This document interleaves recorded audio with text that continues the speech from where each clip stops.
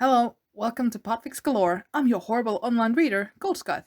I read out loud fanfictions for you busy bees, free of charge and no strings attached. Today, I will continue reading the Silmarillion fic by Aeolian Sands from Archive of Our Own called The Rescue Party. I hope you can at least try to enjoy my voice, and I will try my best for you with the equipment available to me. Also, pardon if I cannot edit every background sound out. I try my best. I'm on a holiday. On with the show. The Rescue Party by Aeolian Sands. Chapter 37. Ancalagon. Andreth steered the ship like she was born to fly. Argon was up by the prow, shouting incoherently at the wind.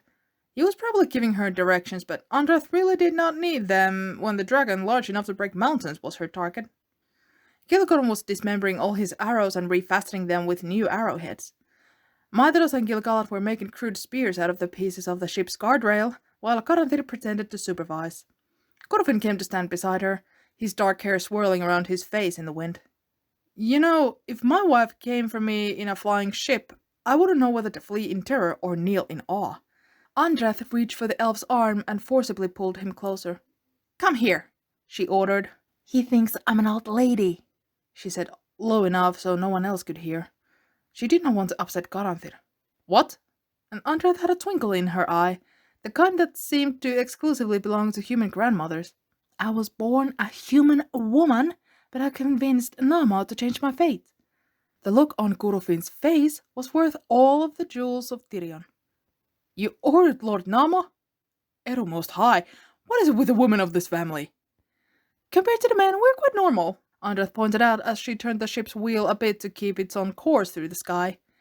Gurufin did not look like he believed her, yet Andreth decided she did not wish to push the issue, for although they were teasing now, such talk could quickly spiral into memories and failures that were best left untouched. What do you plan to do when we face the dragon? The son of Fëanor asked her to break the pursuing silence. Have you ever heard the tale of Halfar? Gurufin looked at her blankly. Clearly, he had not heard the tale of Halfar. It was a pity. It made for a good bedtime story, and Andreth was sure a younger Celebrimbar would have enjoyed it. It's a Beran myth, she continued. It tells the story of Halfar, a goat that fell off the edge of the world. Halfar realized that the only way to get home was to ram his way through the stone, slowly working his way back on the top of the world. This is why the myth claims there are earthquakes. It is simply Halfar making his way home. So, is Halfar Turko or Moringatto? Kurofin asked. His lack of intelligence implies the former, but the current situation suggests the latter. Andreth had to laugh at that. For a brief moment, she was reminded of the way of Bregor, her own brother, used to bicker with her. It seemed as if siblings were the same across peoples. Neither. He's a bedtime story. Still, the moral here is that sometimes you have to go through an obstacle. I don't like what you're implying. I think the other two Smiths agree with me, she replied. Then she watched, amused as Kurofin whirled around, eyes scanning the deck for his son and not seeing him. Terpe! He shouted, but there was no answer. Celebrimbar was currently in the hold. He found Michael in there, his cousin looking like he needed a good nap, but the moment he had started taking apart the hilt of Maedhros' great sword, the other had become intrigued. What are you doing? The Councillor of Gondolin asked. Even Winyan and Huan, who were laid out on the floor, lifted their heads in interest. Getting the blade out? Celebrimbar grunted as he worked to pry the handle apart with the chisel-like tool. Does Lord Maedhros approve of you dismantling his sword? If he didn't, I wouldn't have made it this far. The son of Kurofin answered finally as the hilt split in two and the blade could be lifted out. What do you plan to do with it? Attach it to the bowsprit of the ship. The vessel itself will become the hilt of the dagger. This blade will be the cutting edge. Andreth told me that she plans to ram through the dragon's wings where it has no scales. Uncle Maedhros agreed that it was a sensible plan as any. It ought to get its attention on us instead of on Lord Findarato's army. Michael looked at him and sighed a long and tired sigh. Celebrimbar felt a sudden pity for his cousin. Evidently, he was not used to the family dynamic quite yet. He came over to sit next to him and placed a comforting hand on his shoulder. You get accustomed to the chaos in time. There are days when I wouldn't trade my family for the world, and there are days where I wish I were born into a simple family and a simple life. Macklin looked at him for a moment, and Celebrimbor wondered if he had said too much. He mentally chastised himself for his tendency to reveal too much about himself to strangers. "I don't mind my station," said Macklin. "It is far better to have power than to be powerless, although at times I find that others do not act worthy of their titles." The other elf considered that answer, a bit taken aback by it. He wondered of those who coveted power, and Macklin did not strike him as the type. No, far from greedy or ambitious, he seemed almost troubled. Celebrimbor was about to ask him about the merits of power and question if it was worth the responsibility when Macklin quirked his head towards the blade and changed the subject. "A pity we don't have a forge fire and tools. I would have crafted something more suitable for the purpose." Celebrimbor's chain of thought broke.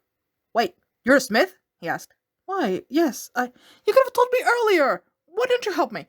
Forgive me, for I have a habit of bringing up the subject with those I have just met.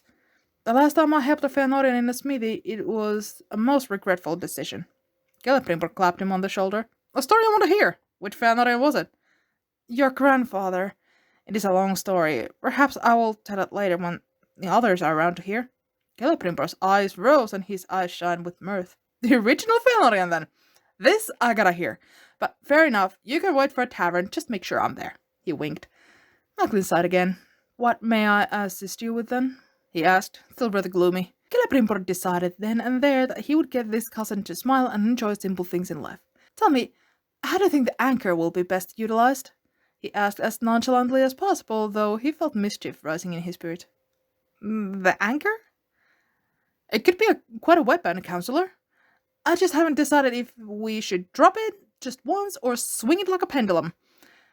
Obviously, the swinging approach gives us unlimited use, but I'm not sure what effect of a swaying mass would be on the vessel itself." "How heavy is the anchor compared to the ship?" his cousin asked. His serious reply disappointed Celebrimbor. He was hoping for a creative or humorous answer, not someone to do the math for him. Yet there was one person on this vessel who seemed like he could be counted on for creativity and light in the mood. "I don't know, but maybe Uncle Ancalagon does," he said, and then walked towards the bow of the ship where there was a small sleeping compartment. He crawled onto the bed and banged his fist against the deck only 2 feet above. "1 second!" came a muffled reply. The son of Kurfin walked back to the main hold just in time to see a trap door open and Aragano's wind-burned face appear above the ceiling. "How's the smith crafting going?" he asked as he dropped down and landed in a crouch. "Done," answered Celebrimbor, handing him the hiltless blade. "Just tie this to the bowsprit as well as you can. If you can weave a thin but strong rope through these holes," Celebrimbor pointed to 2 holes in the base of the blade where the hilt would normally attach. "It would be the best for stability. Not great, of course, but hopefully enough to keep it secure while we ram the dragon." "Have you rammed a dragon before?" asked Macklin. "Nope," Fingolfin's son answered for him. "First time for everything. I'll go tie this down." He reached for the blade. "No, wait!" interrupted Celebrimbor. "I meant to ask you about the anchor. Should we drop it once or swing it?" Secretly, the young smith crossed his fingers behind his back, hoping that his uncle wouldn't reply with an equation. He needed to demonstrate something to Macklin. Aragorn did not let him down. Some sort of evil smile graced the reborn elf's face. "As fun as swinging it would be, we might send some royalty overboard, so let's not. I say we drop it right on the beast's horned head. Give the bard something to really sing about." Celebrimbor nudged his cousin as Aragorn disappeared via a trapdoor. "See, this is how it works when you are with this family. You don't think too much, you just do. Physics are best left to your own fort with your own sensible friends. Trying to be sensible here will result in madness." "Victory is ours!" Turgon heard Galdor proclaim as the Lord of the Tree swung his club at the few remaining orcs. With Sauron fled and Glaurung and the Balrog dead, the enemy ranks had quickly fallen apart, with some orcs fleeing into the mountains and others soon meeting a quick end on the elven blades. Turgon looked at the sky where Eonwë had disappeared as quickly as he had appeared. "Something is not right." "Signal Egalmoth's archers to send the final volleys," Turgon ordered. Galdor blew his horn to call for the warriors to retreat from the melee. As he ran, he blew it again, 2 sharp notes, and soon arrows filled the sky. The king rested against a rock outcrop and watched the defeated orcs make their final retreat. At once, Osse was there. Damn Maiar and their disappearing stunts. "This force was not what I expected," Ulmo's servant declared. Then a strange look appeared on his face and dark wings manifested on his back. "One moment," he whispered, as if his thoughts were somewhere else. Turgon watched as the Maya flew through the mists and above the towering mountains that blocked all views of the land beyond. It was then, as the sounds of the battle died and the world went still, that Turgon heard something in the far distance, a howling shriek and creaking stone. He shook his head. The echoes of the war assault me still, he thought. They shall vanish soon. Then Osse was flying like a raptor. He snapped his wings open just above the elven leaders. "Turukano, Galdor and Egelmoth, he called, and Turgon turned to see the archer gravely approaching them. we have been led astray. Morgoth did not only attack us in the valley. From above the mists and the peaks, I see the world itself is breaking. Worse! A great dragon, larger than any serpent of the sea yet unknown to elven lore, has emerged from the pits. It routs Findarato on the plains near the Tegelin. Get me a horse! Turgon shouted. He would not let his cousin die on his behalf. Lord Egelmoth, Lord Galdor, gather your men. Tell the others to gather their men. This fight was only the beginning. Now we must race south. My lord Osse, I beg you, tell Findakano not to come here. It is not me who needs his blade. Eanwe flew with rage. His sister was dead, sacrificed on the altar of one who was already dripping in blood. He saw the fiend in front of him, that once friend whom he had loved and adored, the one whom he had taught how to fight and how to fly. Sauron! He yelled that cursed name, for never again would he be Maidon in Eanwe's eyes. The traitor looked behind him, and his eyes went momentarily wide in fear, then something oily and coy fell over them. Eanwe, you seem upset, he panted, as if talking about the weather and not the death of a woman who gave up her immortal life for him. Eanwe drew his bright sword. Face me, you demon! Sauron drew his own blade. You will die for nothing, Eanwe, just as you have lived for nothing. You call me a demon, but you're a mere servant with no individual purpose. The blades clashed and lightning seemed to rip the sky. They parried twice, then Sauron was diving. He landed on a tall mountainside. I can defeat you here on the ground just as surely I can defeat you in the air, answered Eanwe as he too set his feet on the ground. For no force can quell my fury against you. Then he was leaping over rock and boulder to clash down on Sauron's blade. But Sauron was no longer limited to steel alone. He called his power to him, and with a few notes of song, pushed the rocks beneath Eanwe to tumble down the slope. The herald jumped, using his wings to propel him, and then he was attacking again. Sauron whispered something, and then the second blade of fire appeared in his hand. When he swept it out in an arc at Eanwe, the flames leaped and burned his tunic, but Eanwe called a torrent of air, and the flames were extinguished at once. He then pushed the cyclone straight at the tormentor of Angband. Sauron was driven to the ground by the spiraling winds of Eanwe's hand. He rose immediately. Then their blades clashed again and again, but then Sauron levitated several boulders and sent them in a flurry at Eanwe's chest. Now it was the Maya's turn to fall. Still, Eanwe rolled, and then he too was on his feet. Angrod and his son wasted no time in getting to their king. They fought side by side, the elder a whirlwind of deadly steel, and while Orodreth was not as swift or as powerful as his father, the faint glimmer of song was wrapped around him, and any dagger or arrow thrust his way appeared to slow. Idiot! Angrod shouted as he reached his brother, blocking a slashing attack from an orc with his own dagger. Quickly, he twisted and stabbed the orc in the stomach. Black blood swelled from the wound, but Angrod did not have time to watch it fall. Instead, he turned to see Orodreth quickly chanting some healing songs. We got to move, now! The former lord of Dorthonion proclaimed. Get him up! And then he grabbed one of Finrod's arms and pulled him to his feet. Easy! Finrod protested at the rough treatment. I'm not a carcass just yet!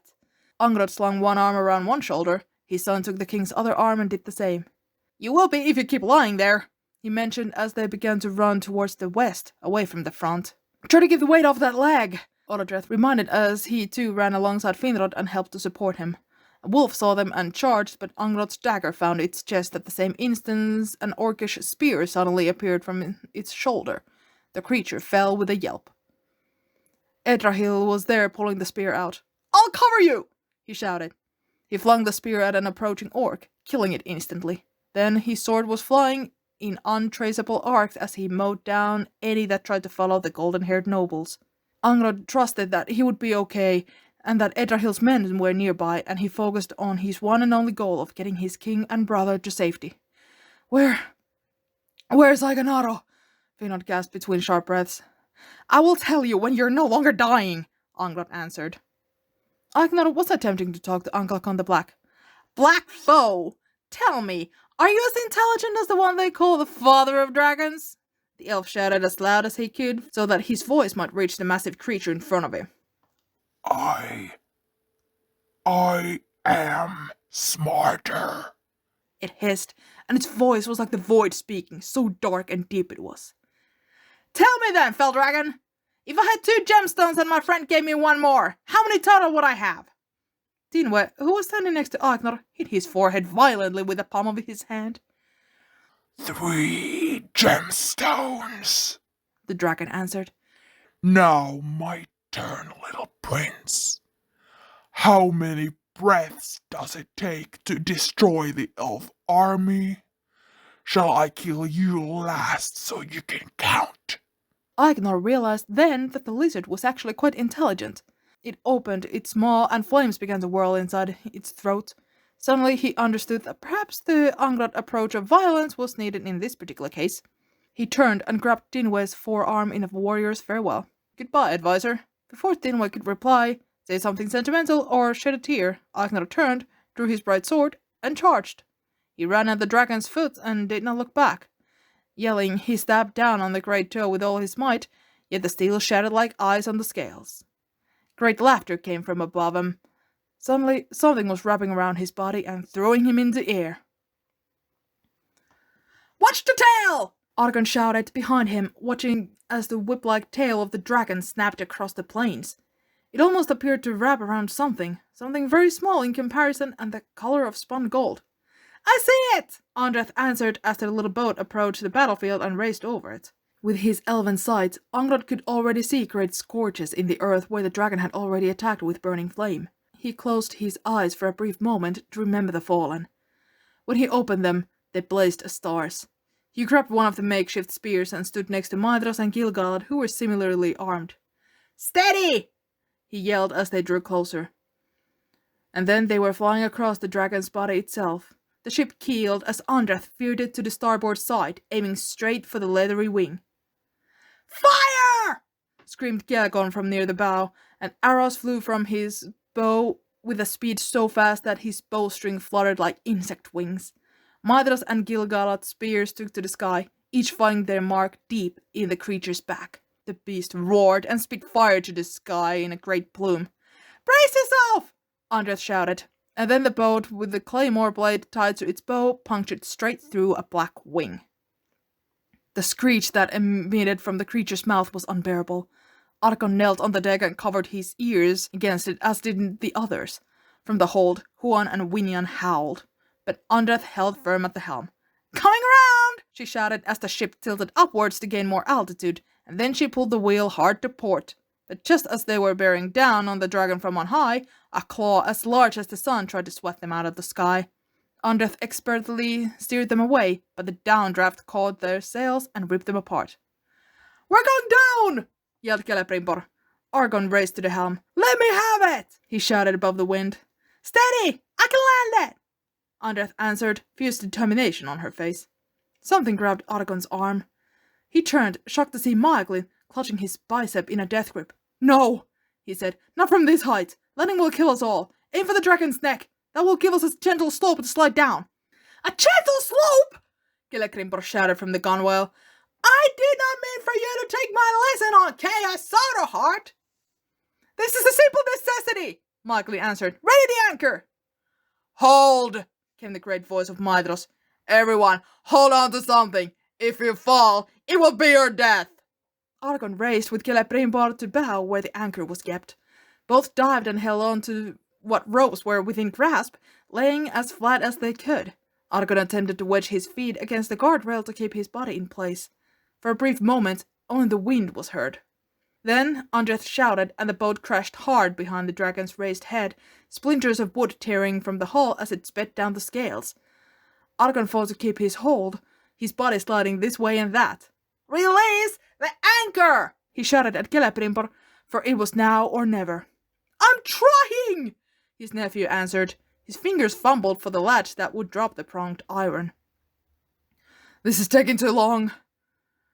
But then Celebrimbor's hand found the lever and slammed it open. The anchor fell from beneath the prow and sparks flew as metal tore down dragon scales. Almost immediately, the anchor's weight spun the ship about so that they slid backward down the dragon's neck, the anchor bouncing like the head of a giant's club. The dragon roared as scales were viciously ripped from its body. "You better hope that lodges into his throat," Madras declared. "If it rebounds onto this deck instead, we'll all be crushed." Argon was thinking the same thing, and he watched in silent fear as the anchor ricocheted, first to the left, then to the right, then he held his breath when it skipped off the back of the great neck entirely. Half a second later, the dragon screamed, belching orange hellfire and rearing in pain. Argon knew only two things: that the anchor must have swung around and plunged into the dragon's throat, and that he was now flying through the air, the ship that had once been beneath him, nowhere to be seen. Madras knew that his fall from the ship had likely broken several ribs. It did not matter. Not now. Not when he was sliding down the dragon's upper back towards an immediate death. He twisted onto his stomach to slide face first. The others were behind him. It would be up to him alone to save them, to end their fall. With grim determination, he thrust the spearhead into the dragon with all his might. It cut deeply between the scales and wedged into the flesh beneath. Madras did not let go of the spear shaft. He held it even when his shoulder immediately dislocated as his body was wrenched to a sudden stop. He gritted his teeth and held on even as the dragon beneath him shifted and reared again, screaming at the emotionless sky.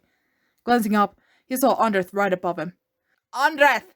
he cried. "Grab onto me!" he shouted, his voice starting to strain. She saw him and her eyes went wide. She twisted her body and then two strong hands were grabbing Madras's boot. He squeezed his eyes shut against the pain of the additional weight and tried not to remember the last time he had endured such agony. Turko saw them and flung his hand out to catch Andreth's legs. As his shoulder was violently wrenched again, Madras at once understood that he would not be able to take another's weight. Still, he had to try. He would never forgive himself if he did not try. As Madras closed his eyes, blood pounding in his head, waiting for Kurofin or Kurofin's son or Argon to add to this elven chain, the slope beneath them shifted. The dragon's back leveled. Madras watched with deep relief as Argon tumbled to a stop a little distance ahead of him. Then he felt Andreth let go and saw her stand on shaking legs. Weakly he did the same, although the scales were slippery beneath him. Then the body under him rumbled. A great head craned back to look at them. "Who dares to thrust spears and arrows at me? Who cuts my neck and wants my wing? Did you think it enough to kill me, Ancalagon? I will show you true death." Madras fought to keep his footing as suddenly a long whip-like tail lashed in front of him. His face drained of blood as he saw what it held. "Agamemnon!" Andreth screamed, and her voice held such agony and emotion that Madras would hear it in his nightmares for many days to come. Finarfin's son ceased his struggle to free himself from the tail that wrapped around him. Already he had been slung this way and that, seemingly over entire mountain chains. He was dazed and lightheaded. Then the world was suddenly still. He struggled to clear his vision, and there before him was an impossible sight. Family members on the dragon's back. Yet, not only his cousins were there. There was also an elf with golden brown hair and fierce, shining eyes. One who screamed his name with a voice of such desperation that he knew that it could be none save his dearly beloved Andreth. Yet how? Then the tip of the scaled tail began to unwind from his body. Agnor thrashed and then stilled as he felt the cold icy scales coil around his neck instead. "Should I strangle him?" Agnor felt the coil tighten. He grasped at the tail at his neck as his windpipe was forced closed. He attempted to breathe, to tear the coil scales off, but his efforts were of no use. As his eyes closed, he saw a blurry Ancalagon whip something from his back. He heard Andreth cry his name. There was a loud clunk, a splatter of liquid on his paling hands. The dragon's grip loosened slightly from his neck. Squinting an eye open, he saw to his great astonishment an arrow wedged into the tail, black blood pouring from the wound. "Idiot!" Garanthid's voice sounded from somewhere beyond. "You nearly shot our cousin in the throat of the hand! I do not miss! Ancalagon hissed, his voice phasing in and out as waterfalls pounded in Agnar's ears. He felt himself slipping, the black blood making the tail slick. Already his head was craned back at an awkward angle as he fought against the stranglehold. Someone was yelling. Andreth was yelling. Then another arrow, except this one appeared to have... was there a rope tied to it? Heave! Someone yelled. Someone that sounded suspiciously like Aragon. No, that's not possible. He's still in Mondos. Fools! The voice of the damned creature bellowed. Heave! Came the call, and Agnar saw in his failing, blurred sight a line of cousins pulling the rope attached to the second arrow. They pulled so that the entire tail of the dragon was pulled towards them. You will all die for this. Not today! Andreth called, and the rope pulled taut. The dragon hissed and released its hold on the son of Finarfin. He was falling. Falling. No! Galadriel screamed from Melian's study. She would not let her brother die. Not again. She had not even been able to see him alive. Her attempts at Osanwe were not getting through to anyone. Since the anchor had lodged in Ancalagon's neck, slamming the ship to a sudden stop and ejecting anyone who had been on the deck, she had been helpless to watch her family scramble on the back of a deadly foe. Then the dragon released her brother's neck only for him to fall. He would die from such a height. Galadriel decided that it would not be so. She couldn't hear the song like Makalaura could. She couldn't sing the world into action, but she loved her brother. Focusing all her thought and will on the falling elf, he opened her eyes and demanded that he slow. When she spoke, she was startled to hear not her voice alone, but a chorus. You will not fall, she ordered. Her arm, as it had a mind of its own, extended outwards. You will not fall, she repeated. Andreth watched in horror as their attempts to wheel in the tail of Ancalagon like a harpoon fish failed. Of course, all the dragon had to do was to let go of her beloved. Then something glowed around him, and instead of falling, Agnar was gliding. He glided right into her arms, where at last the strange force uplifting him vanished, and he collapsed fully into her embrace. Andreth immediately kneeled and hugged her love. She brushed the hair out of his face, and worried fingers grazed the dark bruises on his neck. Oh, Icanaro, don't do this to me. You fool, wake up or I shall never forgive you. Icanaro opened one weary blue eye. Andreth? The former human screamed and buried her head in the nook of Agnaro's neck. You moron! You scared me so much! She proclaimed into his golden curls. Sorry, he said, rubbing her back. Galadriel cleared his throat. This is all very touching, but in the case you guys forgot, we are still standing on the back of a very angry dragon. Where's Ancalagon? Madros asked. Off! The beast roared, and it shook its body. Fall and die, little elven whelps! Andreth immediately reached for one of the great scales, grabbing it with one hand. It's all right, Andreth, Agnara said, letting go of her other hand. Hold on with both hands, he ordered as he too clutched the saucer-sized scale. Ancalagon did not need another teary reunion. First, Winian and Huan were missing. Second, this was shaping up to be a hunt of his life. He ran across the dragon's back, 3 arrows left in his quiver. He was thankful that the dragon's great size made its attempts to shake him relatively slow. Really, this was no different than running with Orme in the woods where every one of his master's steps shook the earth. He nimbly jumped until he reached the base of the great neck. On the side, he thought he saw the anchor chain dangling into the abyss. Was the anchor still embedded in the creature? Then there was a howl. Looking down, he saw the ship, held on the other end of the chain. Juan and Winian must still be inside the hold. The panic that raced through Ancalagon's veins made it hard to think. He would not lose his best friend. For a moment, he thought of praying to Orme, something he had not done in centuries. He had betrayed his old mentor long ago. That door was closed. Another howl. But Juan. Bitter tears began to roll down Ancalagon's face as the dragon's weight shifted and he was forced to rebalance himself. Orme! He shouted. Orme! Save Juan! Please! I beg you! He does not deserve this! Strike me down if that is the price, but please save our friend! Then, the anchor chain snapped. The ship fell. No! Shouted Ancalagon, and his eyes were fell fire. He ran for the dragon's neck then, and in furious anger, he began to climb up around where the anchor was stuck like an arrow in a fallen stag. You can't defeat me, Ancalagon said, and was Gillicorm imagining, or was there a hint of pain in that void-like voice? You are a foul creation, cried the elf, tears still on his face. But you can be slain just as easily as we can be slain. Then he unsheathed his sword and drove it straight into the wound. Black blood flooded in poisonous torrents. Die now, Gillicorm thought as he desperately scrambled away from the wound. The dragon hissed violently and tossed its head. Gillicorm knew that it was in its death throes. No elf, man, or dragon could survive the pierced artery. The dragon roared one last time, then fell, its legs collapsing beneath itself and head crashing to the earth. As the dust settled, Gillicorm wearily slid off the massive body. Sighing heavily, he leaned against a rock outcropping. There were orcs nearby, no doubt. Perhaps the ground would open beneath him and swallow him in its fire. Yet he did not really care any longer. Juan was dead, and his life was now so worthless that not even Orome would have accepted it in exchange for the life of his once favorite hound. Turka Finue, a feminine voice called. You are a sight. Are you sure you are an elven prince? Warily, Gillicorm looked up to see a blonde woman with a crown of antlers, vines twined through her wild hair. At her side were both Juan and Winian. I am Faran, a servant of Orome, and I caught these two troublemakers when they fell. Gillicorm stood there, black blood and dirt caked on his body. Here a tangled mess. Then he collapsed in relief. The two four-legged companions rushed him and eagerly started licking him and giving him kisses.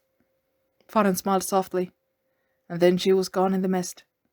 For many years to come, Gillicorm would dream of her, the mysterious Maya with the golden hair that had returned his beloved hound and wolf pup to him. Maedhros helped Gil-galad up from the ground, offering his stump, which was attached to his now, ironically, good shoulder. When Ancalagon had collapsed, their group had slid down its flanks before landing on the broken ground beneath. The Lord of Himring did not have time to consider how the creature died, for as he stood and turned his back to the great corpse, he saw before him a whole army of orcs. They stood there, not 30 feet away, as if waiting. A great burly leader with a spiked club let loose a taunting laugh. Looks like we've caught ourselves some pretty new pets. The rest of the orcs laughed with him. Nowhere to run now, little princess. Beside him, Gil-galad took his glaive off his back and readied for fight. The others did the same. But Maedhros knew a losing battle when he saw one.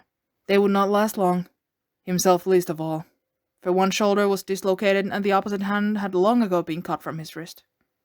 Son, get back, Garanthir whispered, and Maedhros saw Garnithir pull Gil-galad behind him. He turned his head slightly to see his brothers and cousins. Andreth and Aegnar were standing back to back, the former trying his hardest to be ever so slightly one step forward. Celebrimbar and Curufin looked to be arguing. And Maedhros realized that everyone had someone to die for, or maybe it was someone to live for. Where is Gillicorm? But then he remembered Juan. Oh, was he truly the only one all alone? It was Curufin that made the first move. Placing a palm on his son's chest, he shoved Celebrimbar behind him. You will only get them over my dead body, he snarled. Then he yelled and charged, looking like Fëanor the day their father died. The orcs cheered and the other elves ran forward, all except Gil-galad, who stopped beside him. Bite down on your sleeve, the young Perenhel ordered, speaking quickly. Realization dawned on Maedhros, and he did as asked, taking a mouthful of his tunic between his teeth. With brutal efficiency, Gil-galad slammed his shoulder back into place. Maedhros roared through the fabric. Here, Gil-galad said, handing Maedhros a long dagger. It will work until you take one of those massive orcish swords that no one else can wield.